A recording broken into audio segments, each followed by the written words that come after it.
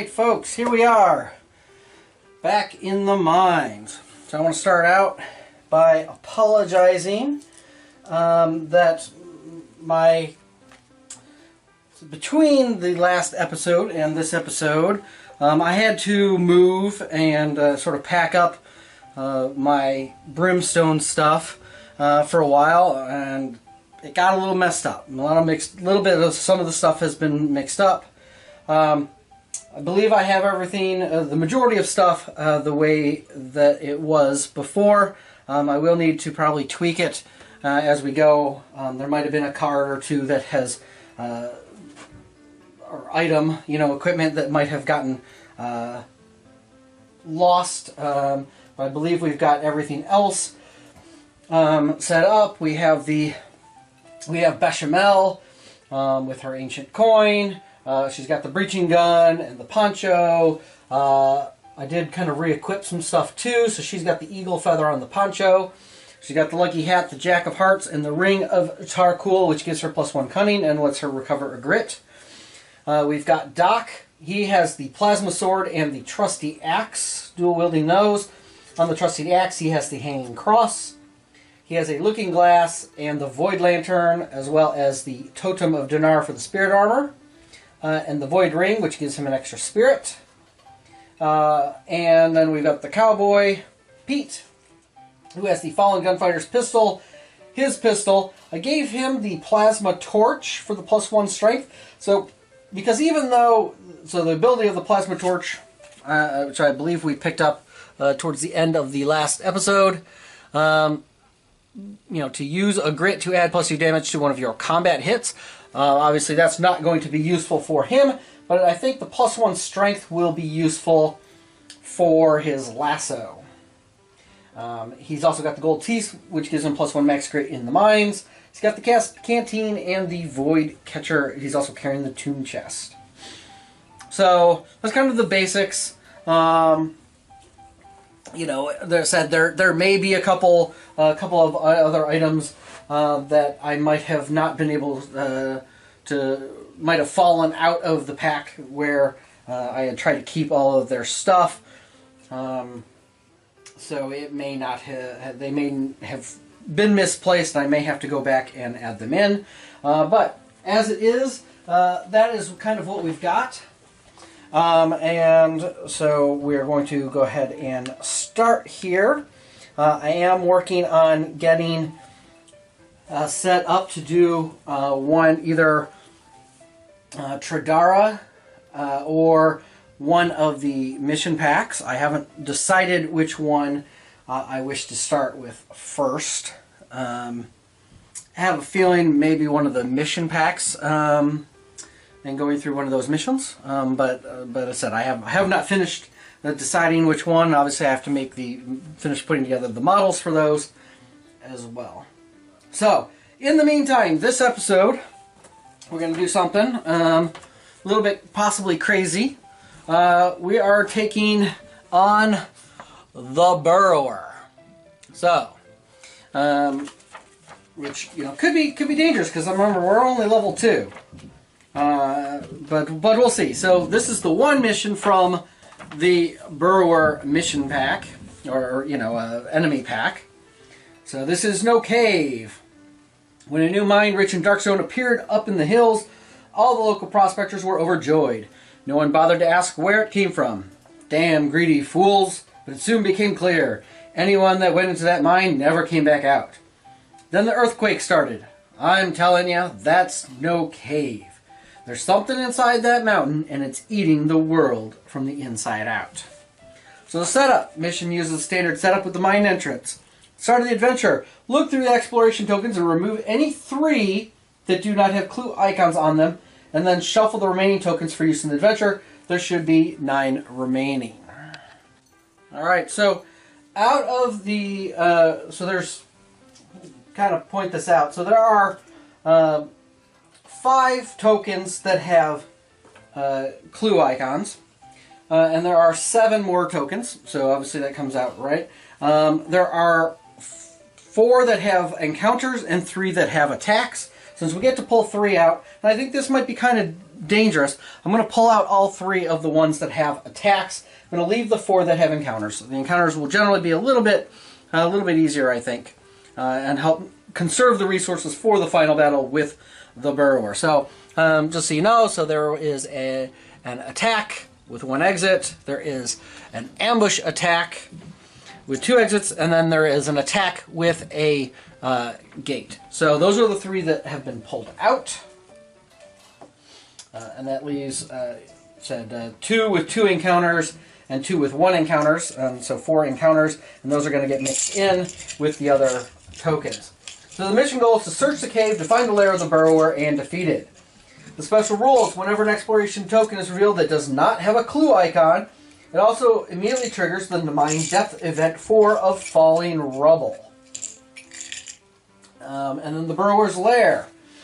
Anytime a clue is discovered, the heroes must immediately roll the peril die and add 1 for each clue that's been discovered.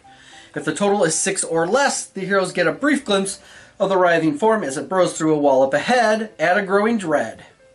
If the roll is 7 or higher, the heroes have found the burrower's lair objective room. So theoretically, the first clue icon, first clue token, could be the burrower's lair. If you roll a 6... No, it has to be the second one. You add 1 for each clue that has been discovered this adventure, and I would... Does that include the one that was just pulled? You know what? Probably. Add 1 for each clue that's been discovered this adventure. It doesn't said previously. So I would include the one that was pulled. So yes, on the first clue token, if you roll a 6 on the peril die, then so +1 with the one clue you just found would indeed mean that's the sort of the final battle. Alright, and then when the burrower's lair objective room is found, you ignore any attacks or encounters. Standard for Brimstone. Also ignore any door gates, reveal growing dreads, and then face the burrower as an epic threat. Once the burrower has been defeated, you get the rewards. Each hero gets a d6 times 200. Failure, the local town is destroyed. The heroes have to immediately proceed to the next adventure. So that's it. That's it. Now keep in mind that the burrower also spawns tentacles and things like that, so the burrower himself is going to be pretty tough. But, so let's go ahead and get started. I've also decided, at least for this episode, I'm going to be using the original dice. I don't know how easy it is, easy or hard it is for you guys to see them on camera.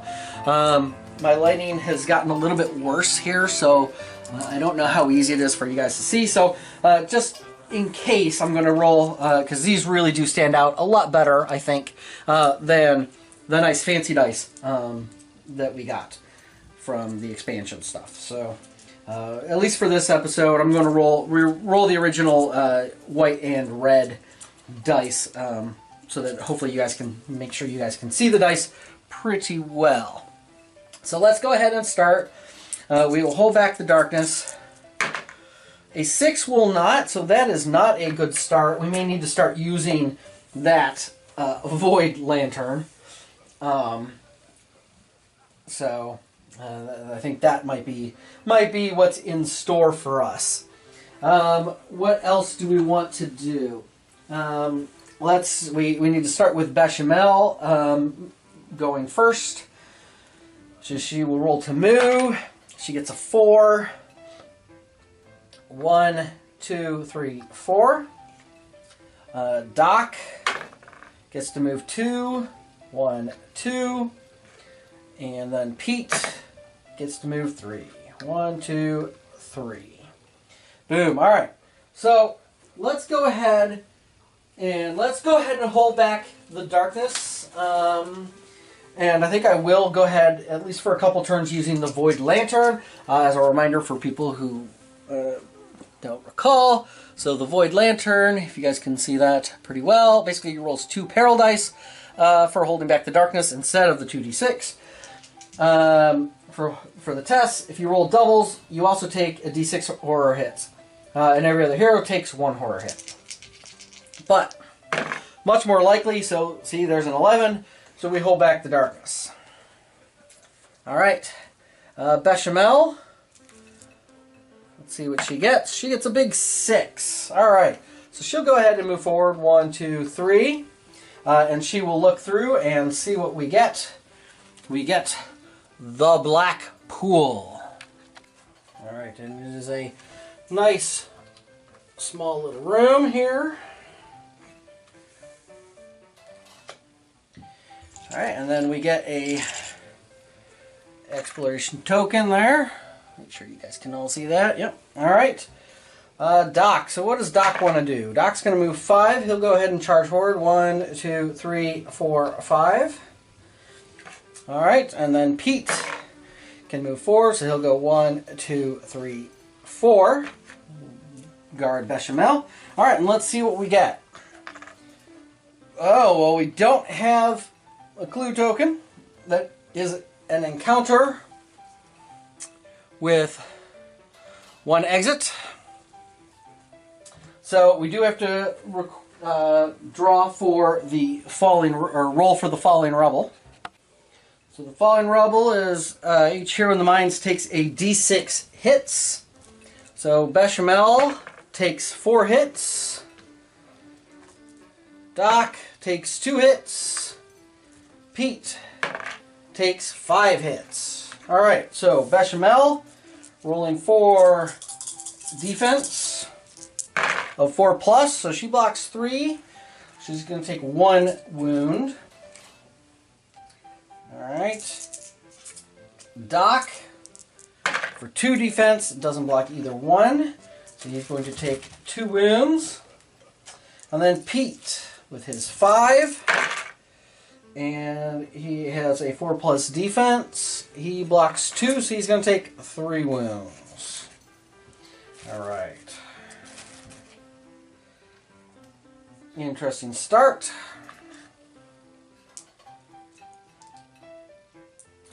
Oh, and then which direction is the exit? So 1, 2, 3, 4, 5, 6. So the exit is to the right. And then grab some things here. Should have been a little bit more prepared. So boom, boom, and 1 encounter card, which is Jagged Metal. And that says, this room once held a large steel chute designed to guide ore down into waiting carts. Now rusty and broken into jagged stretches of vicious-looking metal, the old chute is little more than useless scrap blocking your path. Everybody makes an agility 5+ test. If successful, you get 20 experience. If fail, you immediately gain a bleeding marker as you cut your leg open on the jagged wreckage. Ugh. All right. So, we have Bechamel. Bechamel has a 4 agility, 3 + 1 for the eagle feather. Oh, actually, Bechamel can't use. Could have sworn I did that differently.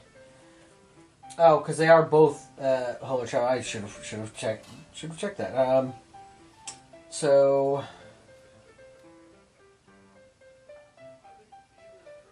that would be a good question. All right, I guess Pete gets the feather. So Bechamel has 3 dice for her agility. Well, I will retract that. She succeeds. Agility 5+, so she gets 20 experience. Doc has a 2 agility. Let me make sure he doesn't have agility from something else. He does not. He succeeds. And then Pete has a 3 agility, 4 agility because he's got the ribbon and the eagle feather. And he succeeds. So good. So we are all good with the chute and the jagged metal. Well, let's go. Hold back the darkness. Again, we're going to use the Void Lantern. A 7 is good. So Bechamel will move. Doc will move because the Bechamel is blocked off.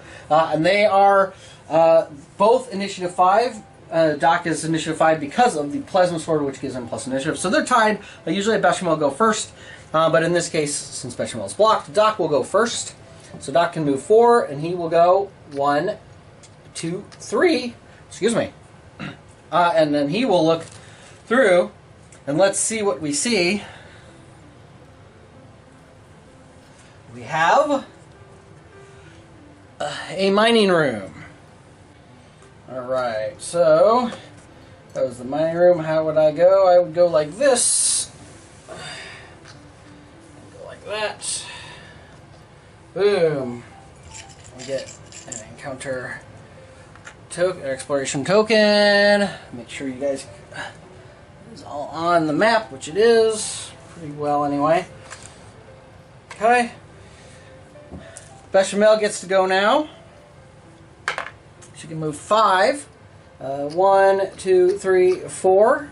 She'll just kind of hang out behind them. And then Pete can move 3. So he'll go 1, 2, 3. That works perfect.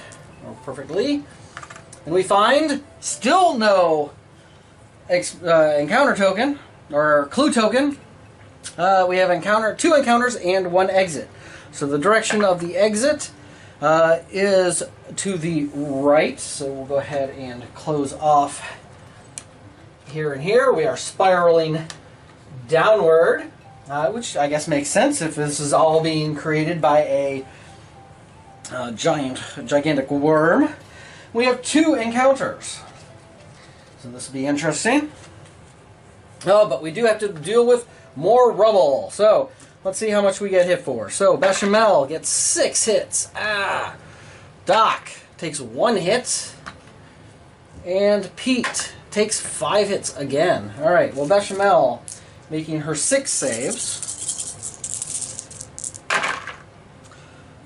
Well, she makes 4.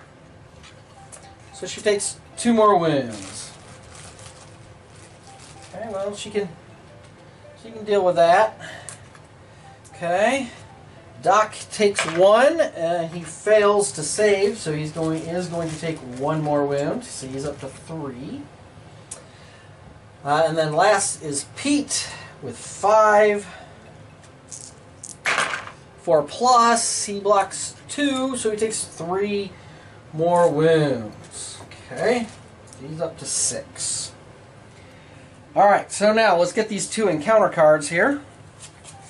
So the first one is a, Bandit's Lair. Hopefully you guys can see that alright. Okay, which says, crates of stolen goods and a few bedrolls line the walls while a pile of crumpled wanted posters litter the floor. It's kind of odd that some bandits tried to stay in here, but I'm guessing they were eaten. Each hero may take a corruption hit to break open a crate and pilfer the stolen goods. Make a strength 4 plus test. If passed, gain 10 experience. And you can take one of the following side bag tokens for free. To be a whiskey or bandages. You know what? Let's let Pete do it. Pete'll do it. He'll be the only one though. So corruption hit in the box would be good. He fails to save, so he does take a point of corruption. And then he gets to make a strength test. So his strength is 4 plus 1 is 5. And he uses a 4 plus, which he easily succeeds. Boom. And you know what? So everybody has 1 whiskey. We've got some extra bandages. I'm going to go ahead and take a bandage. I could on a 6. Did I roll a 6? I could have taken dynamite. I don't really want dynamite. Dynamite's kind of fun. But it's not really my thing most of the time. So I think we're good. I don't think we need to take more. But I will grab an additional bandages. Because bandages, especially in the hands of Doc, is not really a bad thing. So let's continue on. The second encounter card is, where did I put it? I had it here just a moment. Oh, here it is. A Voice of Betrayal. Oops. Here are folks. Alright. And basically it says, a dark and hissing voice whispers in your ear. They're after your gold. Are you going to let them just take it?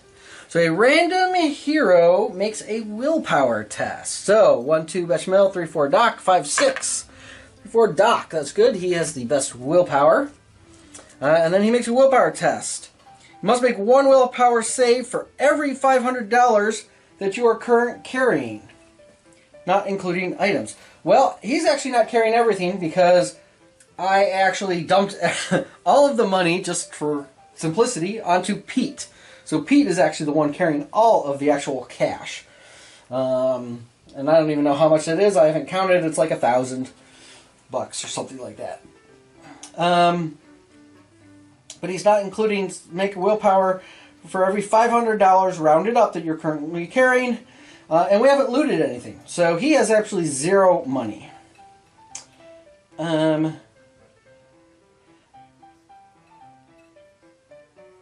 Let me just double check if you don't have any ranged weapons. It doesn't say anything about if you don't have any money. I mean, it's rounding up, but if you get rounding up from 0, I don't know if that would count as he still has to make 1 roll. I mean, obviously, if he had like $5, he would still need to make it, because that would then round up to 500, right? So, to 1, but he has 0. So I'm going to say, well, he has no money. I think the intent, though, is he makes a minimum of 1 roll. So I'll go ahead and I'll make it. He fails, and then he would make some. Using any weapons he has equipped. I'm actually going to let Bechamel spend a fortune to try to tip the scales. She makes a luck 5+ test. For each 5+, she can add 1. And he only needs a 1 because he's got a 3+ willpower.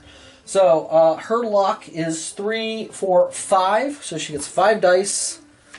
Need at least 1 5+. And we succeed. We can actually pump it up by 2, which doesn't make a big difference. Boom. Alright, so he passed. And that was well worth spending the fortune point, I think. Because we don't really want Doc to attack somebody for the 0 money that he is carrying. Alright, so that was the 2. Let's continue on. We still haven't gotten any clue tokens. Have I not shuffled these up? These exploration tokens enough, I guess. Alright, hold back the darkness. Again, I'm going to use this. A 9 is good. So let us continue. We'll let Doc go first again. He can move 3. So 1, 2. Actually, 1. Yeah, 1, 2, 3. Alright, yeah, we're probably going to spend an extra turn here. Bechamel can move 1 and get a grit. Grit is nice. And that leaves Pete to move a big whopping 2. So 1, 2. Alright, let's hold back the darkness. Double 3s. So that is a failure. Double 3s is creeping darkness. Move the darkness 2 steps forward. So 1, 2. And that gives us a darkness card, which is Power of the Void. Void enemies are now +1 combat, which is going to suck because tentacles are void. So an extra die for tentacles is going to be annoying. Alright, but that was it. So let's go ahead and hold back the darkness. Sorry, that was hold back the darkness. So let's move. We'll go ahead and let Doc move. So the Doc's going to move there, and he's going to look through. And we get a rickety bridge. That's interesting. Why is there a rickety bridge in this in this mine tunnel thing that was dug out by this giant worm? All right, but you know what? That's fine. You know, maybe it was those bandits that were trying to hide out here. You know, it's hard to know exactly what it was, but there's an exploration token. Can we see all that? We can. Good. So, Bechamel Ooh, she gets a big 6. Good. So she'll go 1, 2, 3, 4. She's going to hang out right behind Doc. And then Pete. Where's Pete going to go? Pete gets a 1, which is fine, because, again, more grit. More grit is good. So, what do we have? We have, finally a clue token. 3 exits, 1 encounter. But let's see if this is the burrower, maybe. It is, in fact, the burrower. Wow. 6 plus 1 is 7, because remember I did say that I do believe the initial, because we have found 1 clue icon. 6 plus 1 is 7. Alright, so I'm going to go ahead and take this away. Let's go ahead and close this off. In fact, I will take these away, and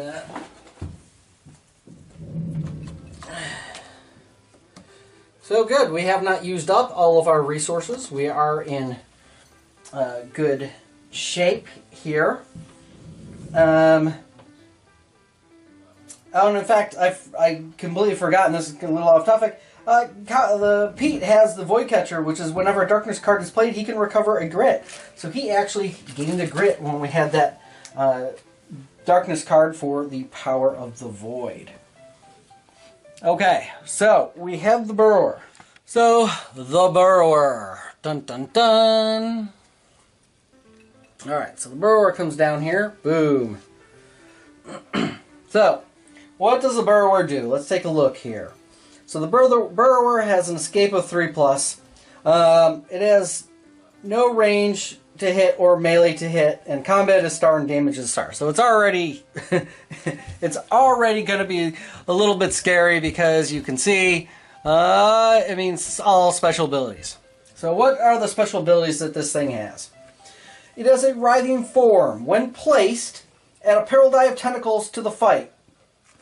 Or 6 tentacles if there are, 5 or 6 players.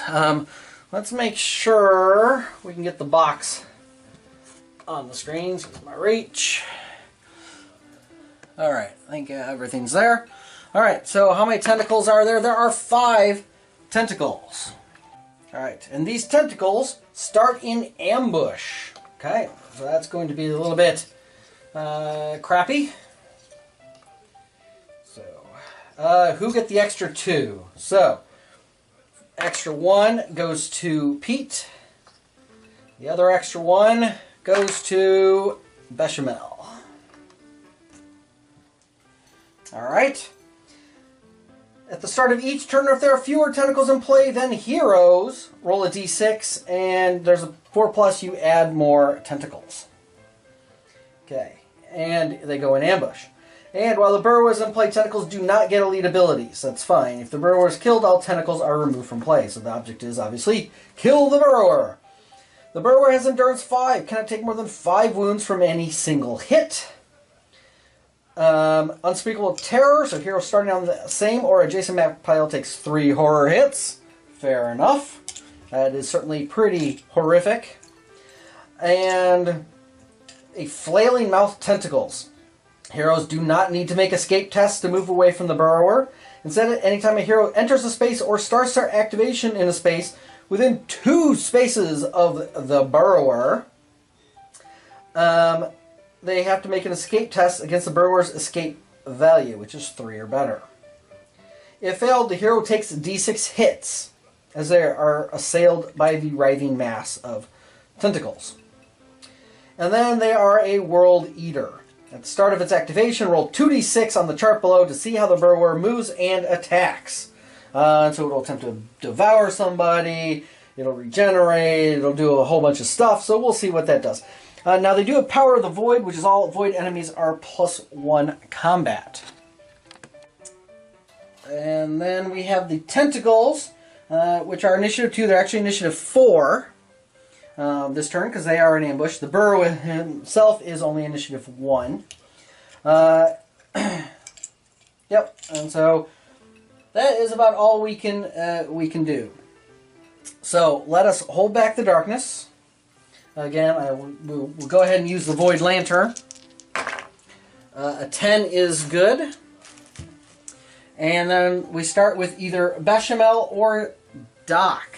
I think we're going to start with Bechamel because she can do the stunning. The question is, do we try to clear off the burrower first, or do we try to clear off the tentacles? Well, the tentacles, we want to get the tentacles to 3. So we want to kill at least 2 of the tentacles. If they get to 3, then there's a chance that we'll get more, right? So, but we can afford to kill off at least 2 of the tentacles. So I think we should probably try to do that. And that'll make things a little bit easier, I think, for them.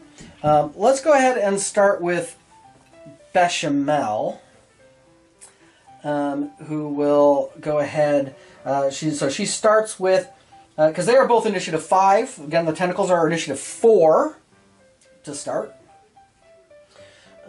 So let's go ahead and do that. So she's going to take the Unspeakable Terror hits first. So 3 dice, needing 4 better. She saves 2 of them. She's going to take 1 point of sanity damage, which will be okay for now. We also do have 1 revive token, so we are in pretty good shape. And then she will go ahead and attack. So she has the breaching gun, range for 2 shots. So let's go ahead and do that. Miss. So she will spend a grit to re-roll those. Ooh, hit and a critical, which would be nice. I think the critical might even kill one. So let's see. So the breaching gun does a D8. Oh, it's a D8 to hit and 4 damage. So let's. It's been a little while. Let me re-roll these. I got a 6 and a 4. So let's see if so this will be the first roll. Let's see if she has to spend that grit. So I'm sorry, double 8. She does not have to spend the grit. Let's get the grit back. Because I forgot that she gets to roll D8s to hit and 4 damage because it is a shotgun. That's right. All right, so she got 2 critical hits. And remember, these are the dice that my wonderful wife got me to replace the crappy ones that were rolling horribly for me. She got those at Gen Con. So, thank the wife. Alright, so any model takes 1 or more wounds from the gun during the turn, also takes a stunned marker. So let's see what happens. They have 4 hit points. Does she do any extra damage or anything? No. Oh yeah, she does. Your hit rolls of 6 plus do +1 damage. So perfect. So these are D8 plus 1. So she's got to hit the ones that are next to her. So let's hit this one first. D8 plus 1. Ouch. That sucks. That would only be 2 points of damage. Do I spend the grit to reroll? I think I spend the grit to reroll that. Granted, she could also spend a fortune as well. And of course, that was another 1 because that is always the way that it tends to work. All right. Then she will go ahead and shoot that one that's next to her, and that will kill him. Boom. Okay, so.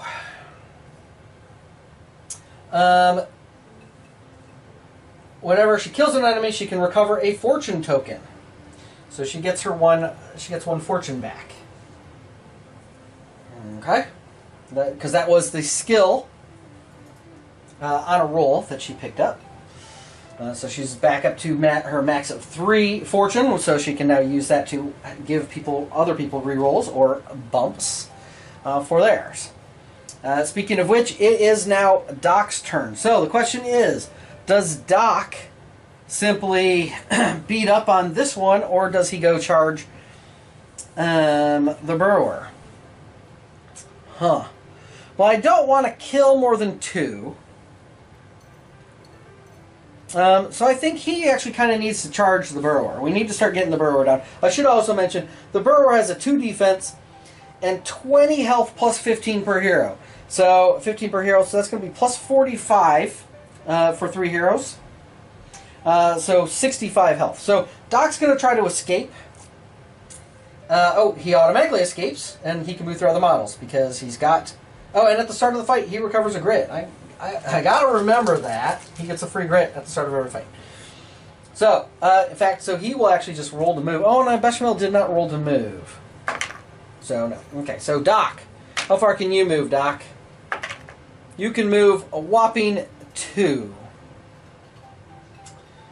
Alright. Well, then he will go 1, 2 to get a little bit closer to the burrower. He does need to make his 3 points of terror tests. He failed 2. He does have the spirit armor. 4 plus, he fails both. So that's going to be 2 points of sanity damage that he takes. Alright. And then I guess he's just going to attack the tentacle that's there adjacent. So here he goes. Because he has the Blessed Sword, combat hits use a d8 for damage. That's a big miss, so he will spend... Oh, he gets his trusty axe, which gives him a melee reroll, and he's got his rough skin gloves, which personal item, which gives him a reroll. So he has 2 free rerolls. So let's reroll those. So 1 critical hit. Perfect. So he gets to do a d8 for damage. Plus 1 because of the trusty axe. So d8 plus 1. And that is a big 8 plus 1 is 9, and that will kill that tentacle. Zoom, zoom. Alright. So, the tentacles get to go.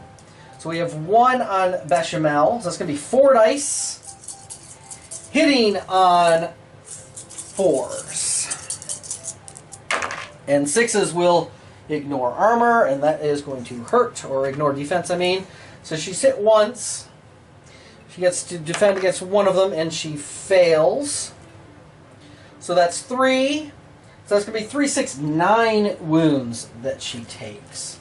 Alright, well, she will have to take it. Well, and she can heal herself, or, you know, we can figure out something.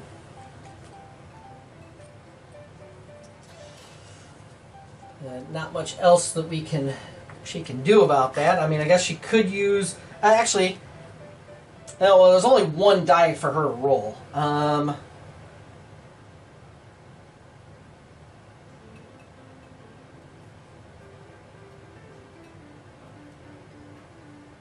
Actually, she could use a luck. Yeah, I think she could use a luck to tip the scales on one of those 6s to let her try to block it, but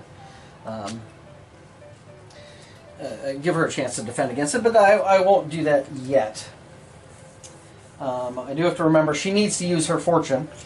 But anyway, that's good enough. Pete. So Pete is attacked by 2 of them. That's 8 dice hitting on 4s. And that's much better. That's much better. Okay. Oh, sorry. Okay. So he does get 3 defense rolls. And I'll...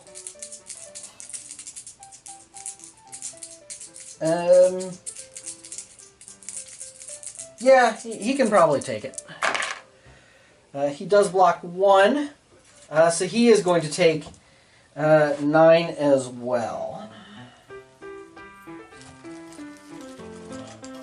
And, you know, this is why I really hate. This is why I really hate tentacles. They are pretty nasty, pretty dangerous. For low levels, and even for some of the higher level ones.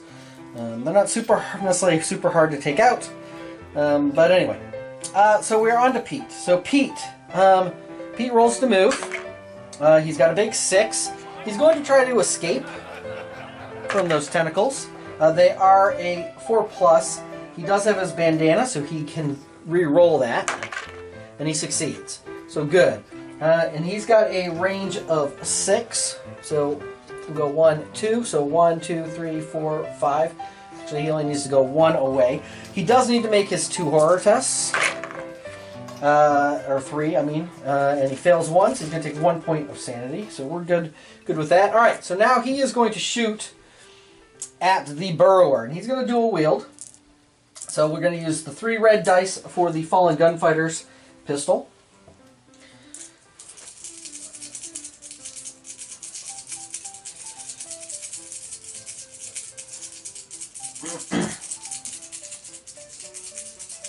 I'm trying to see if there's anything else that I need to do. And once per turn, you can take 3 wounds, ignoring defense to add 2 to a hit with the pistol. So that could be useful. Oops, let's get that in to there. So hit, hit, hit. Let's go ahead and spend a grit to reroll these 2.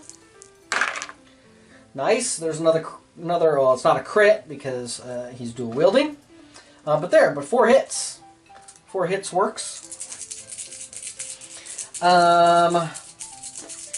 Anything else that I need to do? No, does not look like it. He's got the lasso, which actually he's going to use to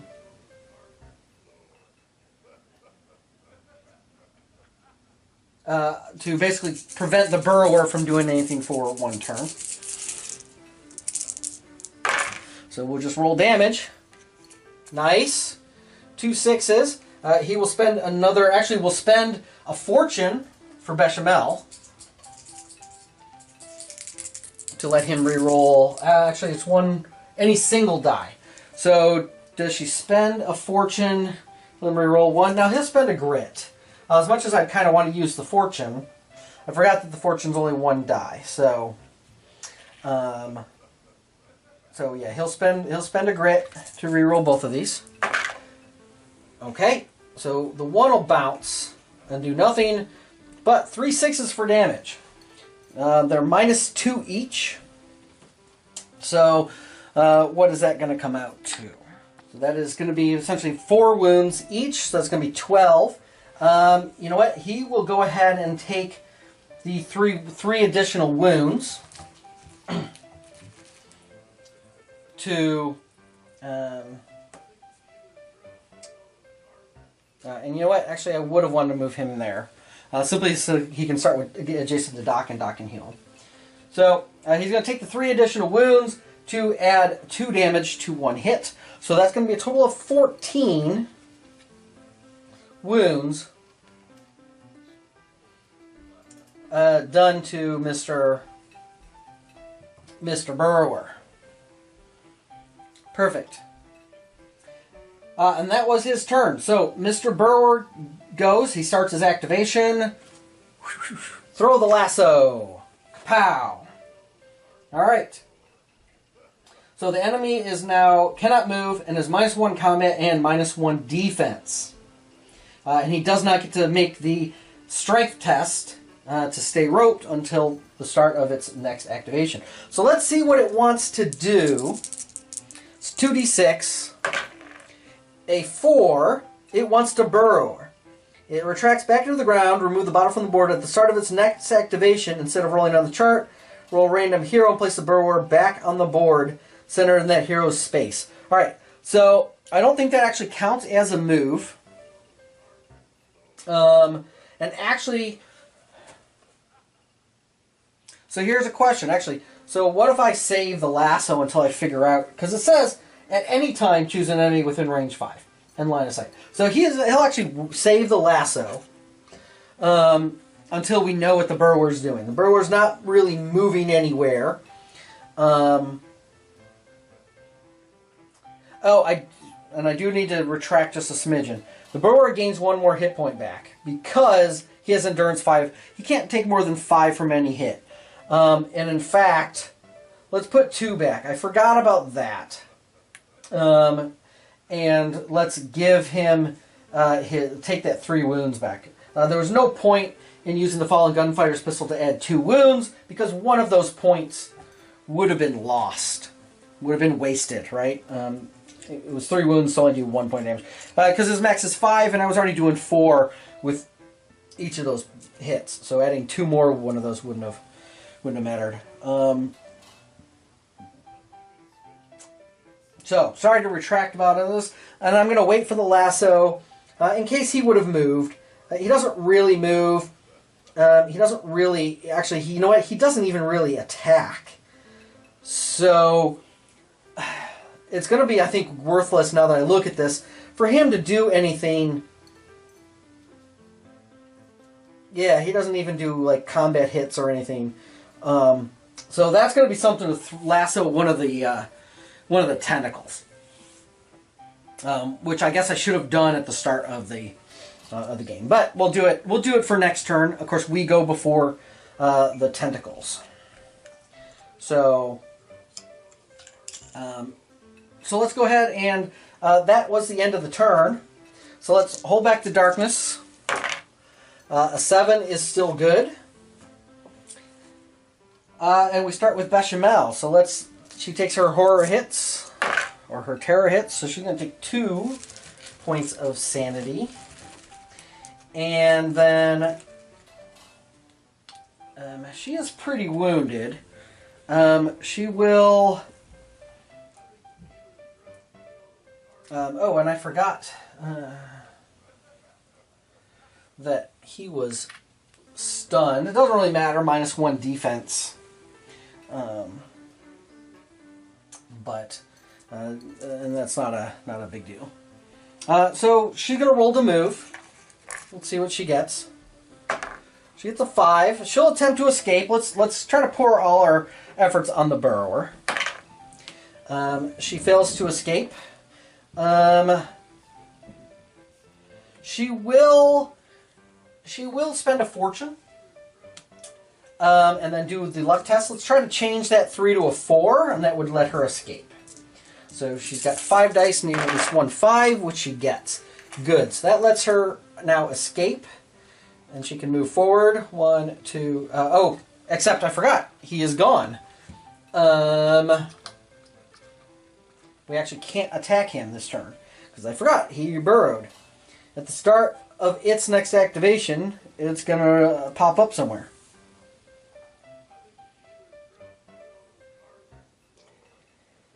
So, that's fine. She'll still...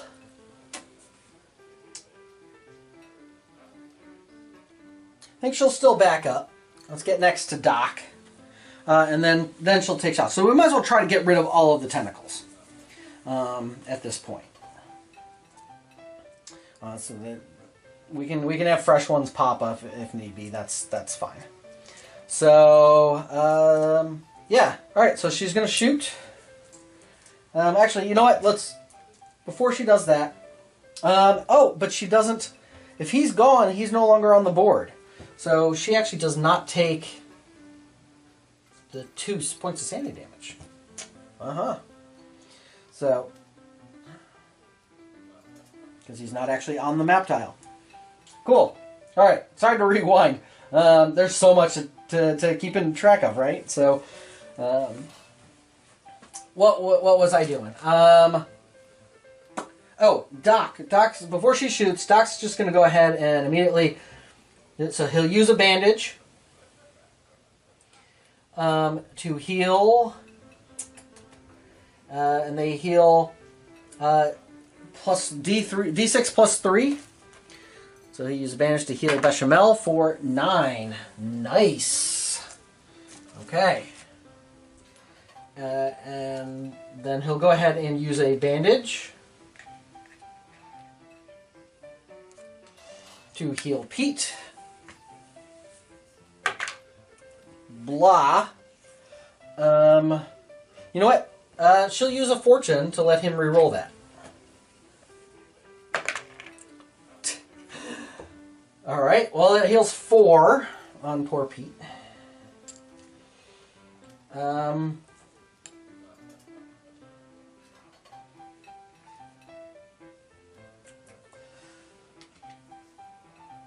Let's see. You know what? Doc will go ahead and use another one on Pete.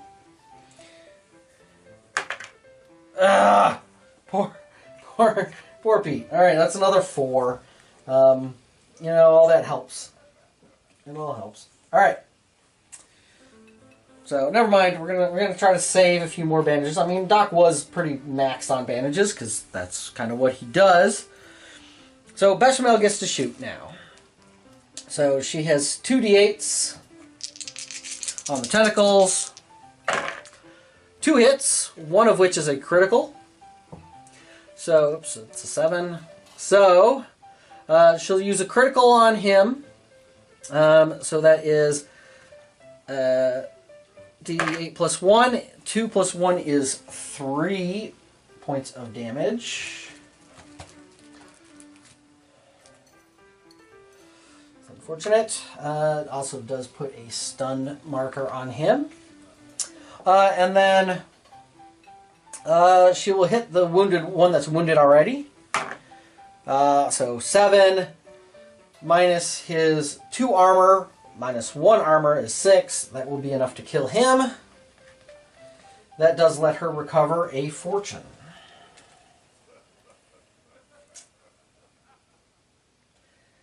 And I do have to remember, when Doc kills somebody, he gets a chance to recover a grit.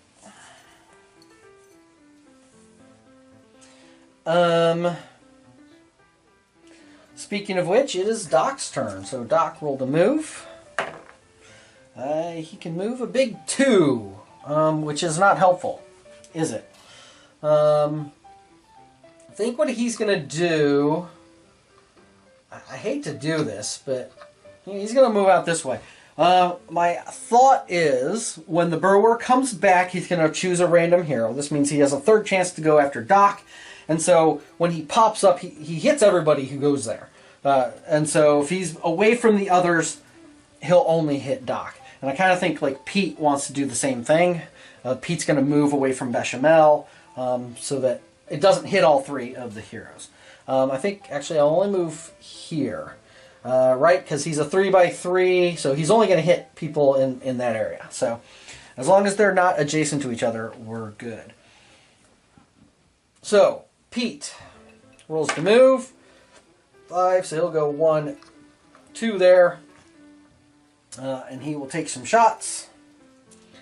You know what? He's just going to roll the 3 from the Fallen Gunfighter's pistol.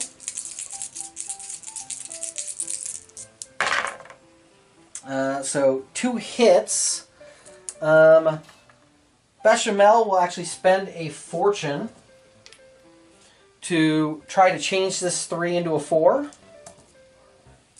So here's 5 dice, need at least 1, 5, or 6, which we get. In fact, we have 2, unfortunately, so that puts it up to a 5. Because I theoretically could have moved it up to a 6 if I had rolled 3 successes, and then that would have allowed it to be a critical hit. But no, but still, he has 3 hits. So we'll hit that wounded one.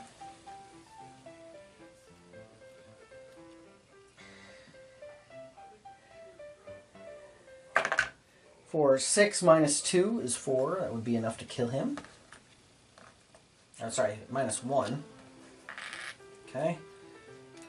Alright, and then the other 2 are minus 2, so that's going to be 1 point. And that was a 5, so 3, and 3 and 1 is 4, which is just enough to kill him. Perfect. Alright, big burrower guy shows up. So who is he going to go after? So he goes after Doc. So he's going to come here. Boom.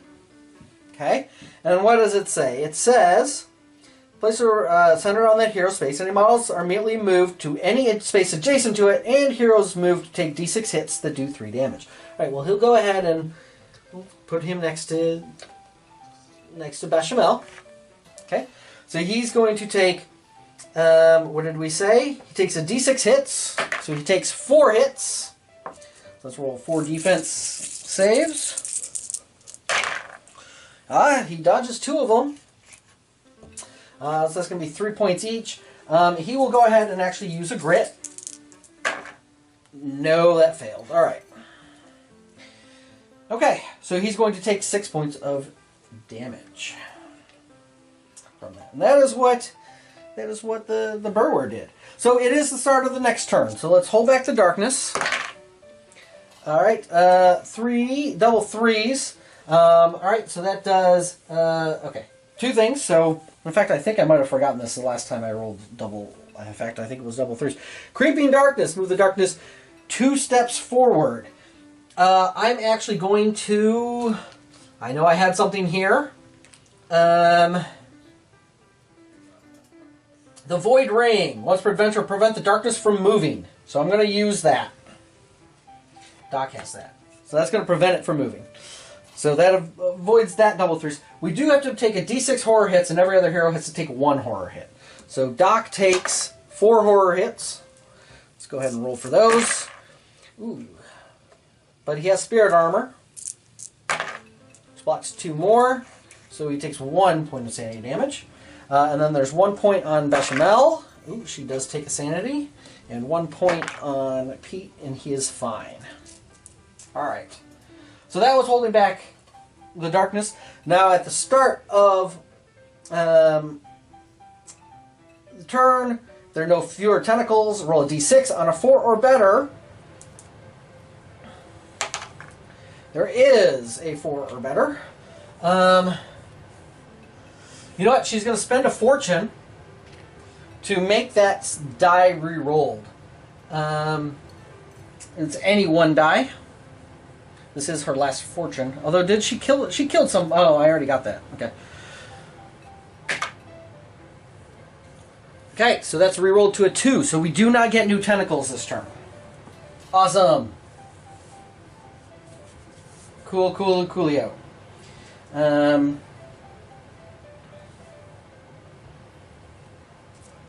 Actually, yeah, alright, that works.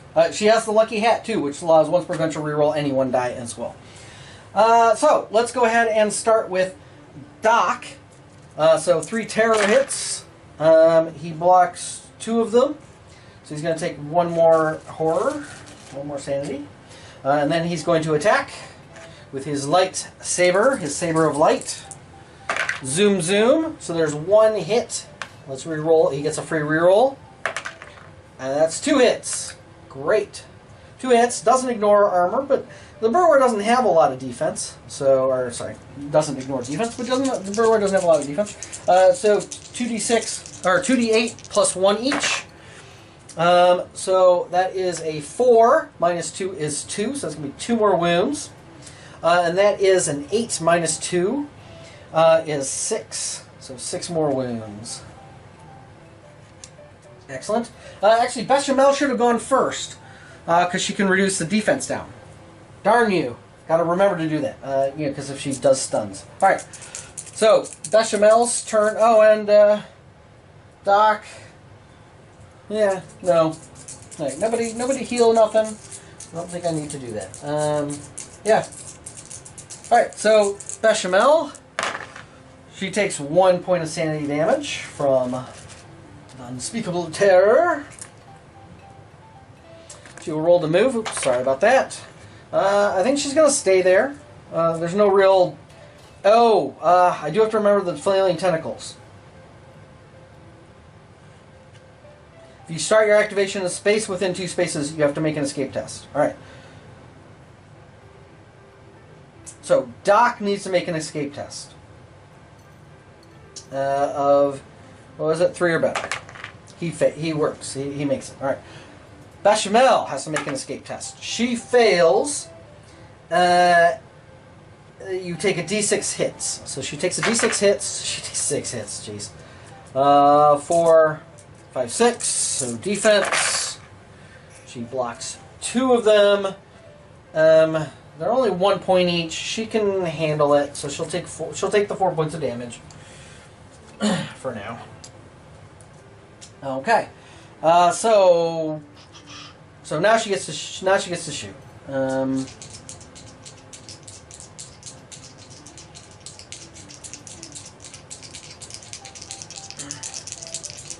So there is that about staying 2 away, but you know what?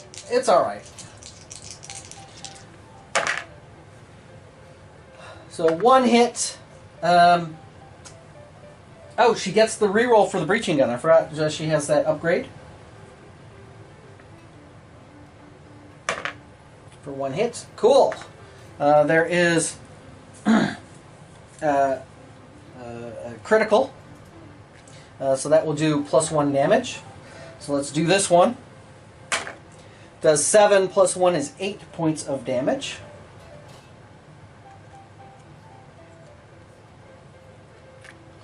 Alright, and this one does, and that gives him a stun, which is a -1. So that does 3 - 1 is 2 more. And that gives him another stun marker. Great. Okay. So, it is Pete's turn. So Pete, let's roll his terror. Ooh, he's going to take 3 points of sanity. May need to start breaking out some whiskey here now. Actually, I think everybody's okay still with sanity. We haven't taken a whole lot. I think 4. I think it's like 4, 4, 3 for Bechamel, 4 for Doc, 4 for Pete at this point. All right, and then Pete gets to shoot. You know what? And he's just going to go full bore. Who cares about... in fact, because there's 2 stuns, you know, he has no defense. So...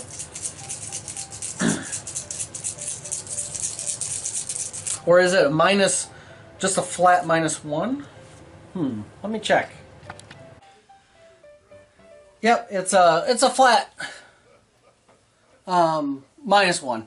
So that's fine. So it doesn't matter. It just means it lasts longer. That's all extra tokens do. So but that's still a flat -1. So yeah, Pete's still gonna go ahead and do a wield. Try to get as many hits as he can. Oh, nice. So 5 hits. 1 miss. I don't think I want to use Bechamel's. Well, she has no fortune. He only has 1 grit. But it is good for him. If he gets out of grit, he can potentially get new grit on each turn. He can try to get another grit while he has no grit.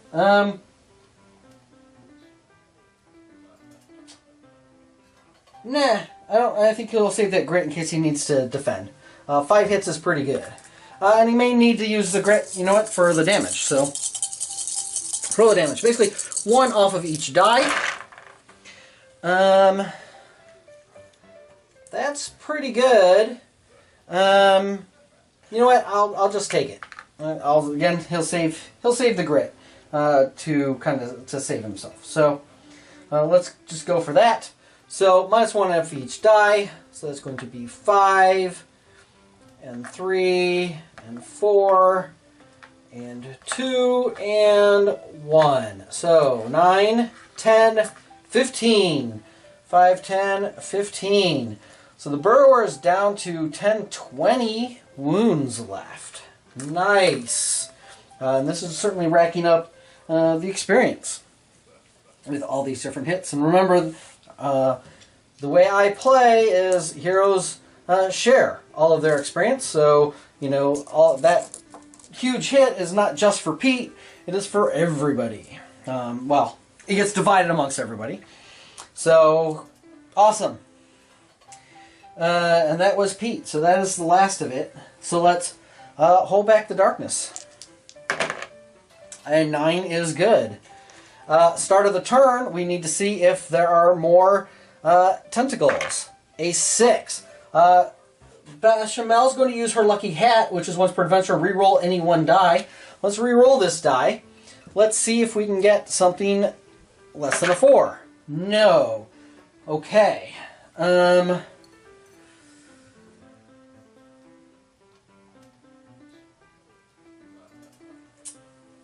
Let's do this, because I think we can get rid of the burrower this turn without getting more tentacles. I mean, granted, more tentacles is more experience. Huh. Do I risk getting a D3 +1 tentacles in ambush. So they're going to go at 4. So they're going to go before Pete. And that would mean Doc and Bechamel. You know what? I'm going to go ahead and do this. So this is what I'm going to do. She has the Ring of Tarkul, which says once per adventure she gets to recover a grit. She's going to do that, which gets her a grit. And she's got the ability, whenever she recovers a grit, she gets a fortune back.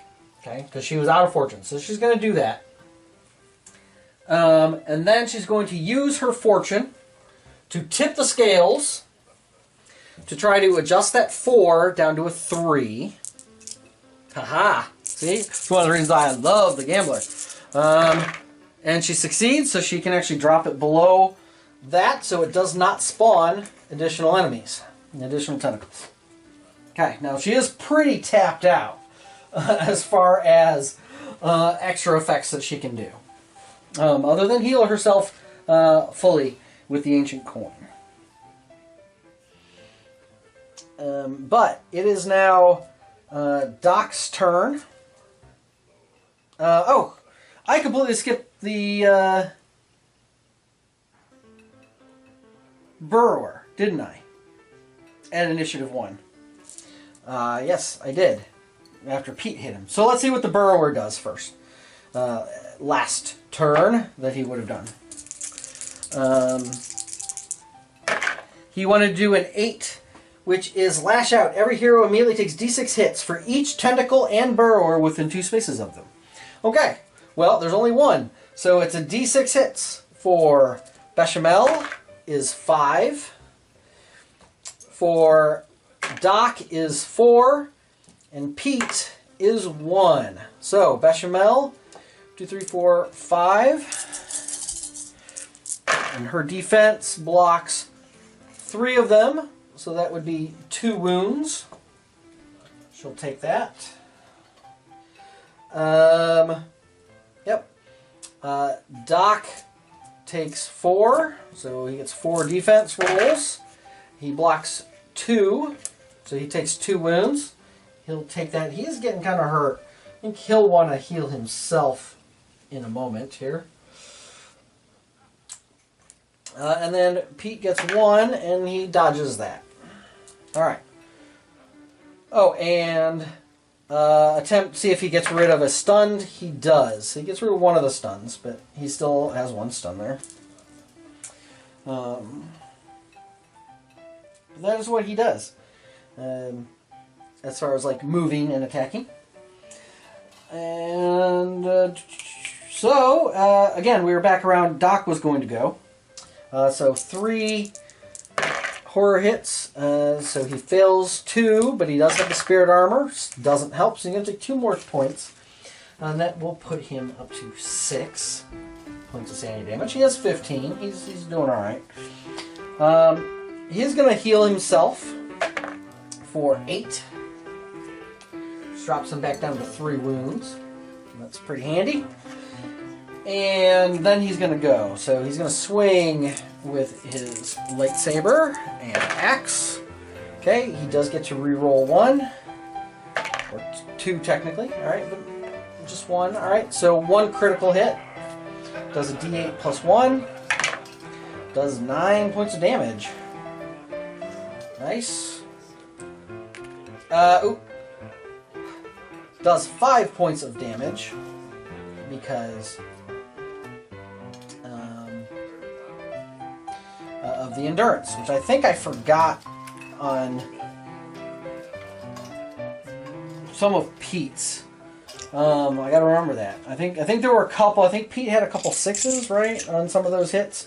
I don't recall. So he might actually have a few extra hit points, but I'm not going to be too concerned about it. It wasn't a huge one, not like Pete's. And I don't think, did Bechamel hit him for more? You know what? To be safe, to be fair, I'm going to give him an extra 5 wounds. We'll say I missed about 5 wounds. Bechamel's turn. So 3 horror hits. She takes 1 more point of sanity damage. And then she will shoot at him. Oh, and I forgot about the the close escape test. Doc made the escape test. Bechamel does not make the escape test again, so she's going to take a d6 hits. She takes 5 more. All right, so she's going to want to move, I think, at this point. So she blocks 2, so she's going to take 3 more wounds. Okay, Doc's actually going to throw a heal on her for 6.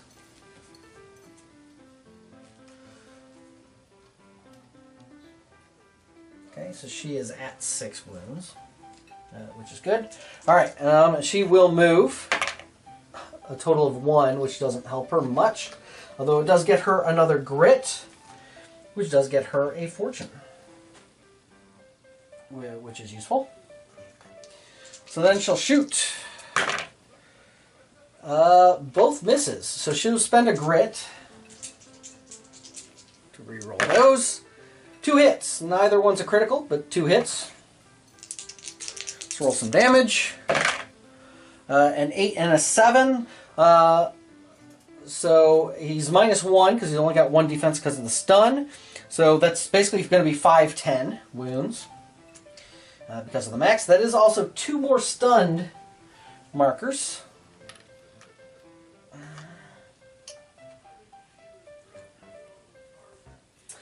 All right, and that's it for Bechamel. So it is Pete at initiative 3. So his terror hits. He's going to take 2 more points of sanity damage.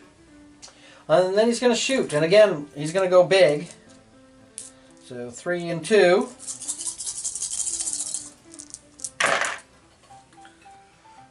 And again, he hits all but 1.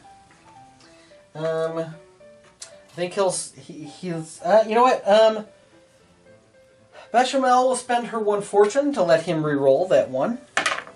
4. There's a hit. Nice. All right, so he's got 5 hits.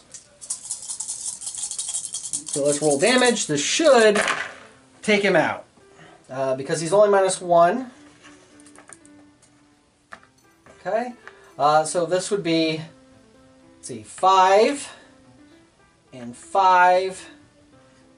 And then 4, wherever the 4 is, and 4, so 10, 18, he's only got 10 left, looks like, so 2 hits, so those 2 don't matter, 2 hits, 10 wounds, and the burrower goes down. Alright. And that will get us loot. Unfortunately, only 1 loot card. We have not gotten a lot of loot, although we are getting money for winning this. Quite a bit, in fact. So, let's see what kind of loot cards we get.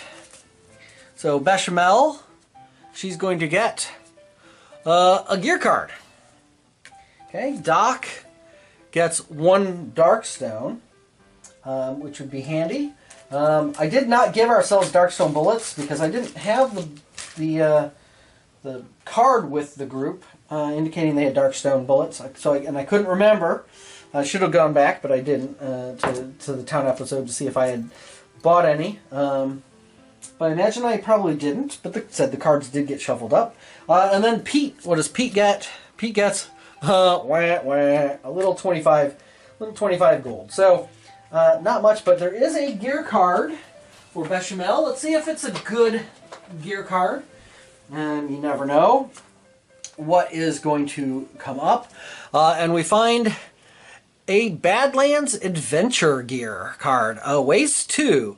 But this card has 1 bandage, 1 whiskey, and 1 tonic token. At the start of every adventure, refill the tokens on this card for free.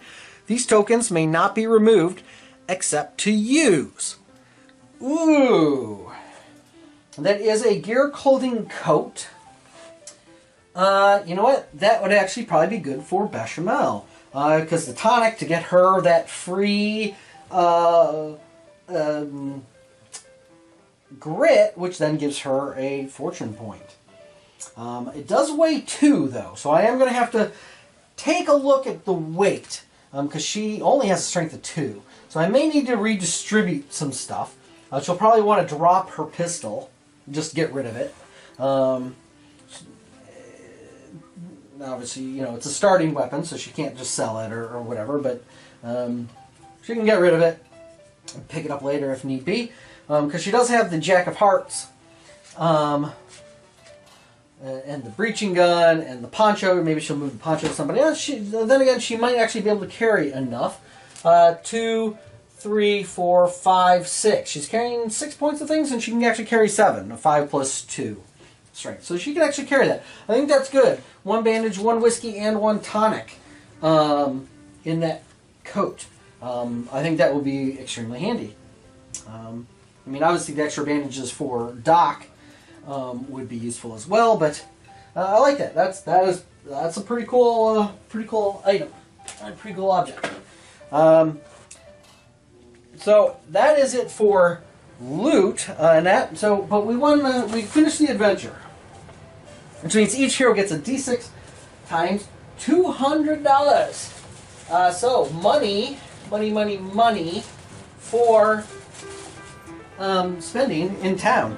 So let's see what we get here. Bechamel. Ooh. So 1200, right? D6 times 2. 6 times 2 is 12, right? So 1200.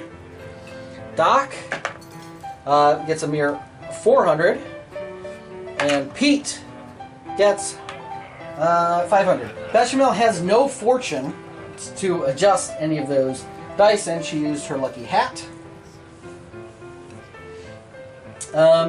So that's it.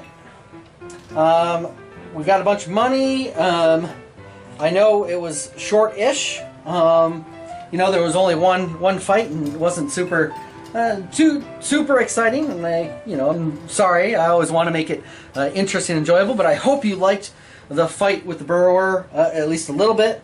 You didn't get to see him do a whole lot. He did burrow around a little, and he did lash out. The good news is we were able, because of Bechamel the gambler being able to use the fortune to change roles, we were able to prevent the tentacles from spawning twice, which certainly helped. That lash out. We were taking D6 hits for each tentacle within 2 spaces. If we had 3 more tentacles, everybody's taking 3d6 hits, kind of thing. So that could have been very nasty. But being able to keep those tentacles off the table for 2 extra turns certainly helped, especially since tentacles really are pretty nasty for being a basic, core set monster. But hey, the characters are coming along. I do still need to remember to keep track of some of this extra abilities and stuff for regaining grit and fortune. Unfortunately, the Pete's lasso. If I had realized exactly what the burrower did, and he doesn't actually roll combat dice, he doesn't actually move as such. I probably would have lassoed the first turn, one of those tentacles, reduced down. It didn't really matter, obviously, at the end here, looking back. But he probably would have just lassoed one of the tentacles that were going to attack during that first turn in ambush. Then again, he had it in reserve in case we had gotten more tentacles. He could have lassoed one of them to reduce down their number of combat dice. So, anyway, thanks for watching. Appreciate you guys viewing, and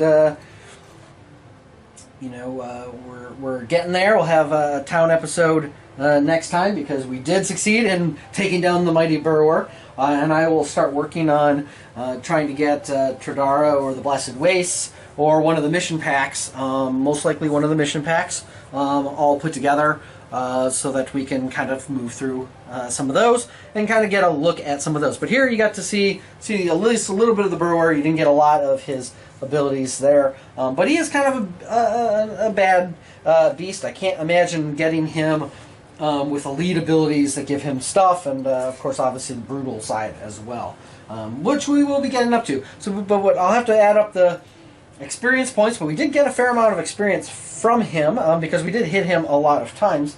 But we had a lot of good hits too. I think the thing that kind of saved us against the burrower is that his defense was only 2. So even with and his endurance was 5. So we could still at least do 5 points on a hit. So it did reduce down a little bit, especially since we have 2 people doing D8 points of damage. But it wasn't necessarily as significant as if he had a higher defense, which would have pulled off more points with each hit. Or if his endurance was something like a 3, so you couldn't do more than 3 points of damage. That would have significantly impacted and made the burrower a lot tougher. And I said, I don't know what the brutal side is. I imagine the brutal side ups at least his defense. Yeah, and he's immune to critical hits on the other side too, which certainly would have made a little bit of difference anyway. Although not a lot because he has such a low defense, and the stunning, reduces the defense too, which is kind of nice to have Bechamel go first, even if she's not rolling a lot of dice with that breaching gun, getting those stuns for reduced defense. Certainly does come in handy. Anyway, thanks for watching, everybody, and enough of my rambling, and I will see you next week. Bye.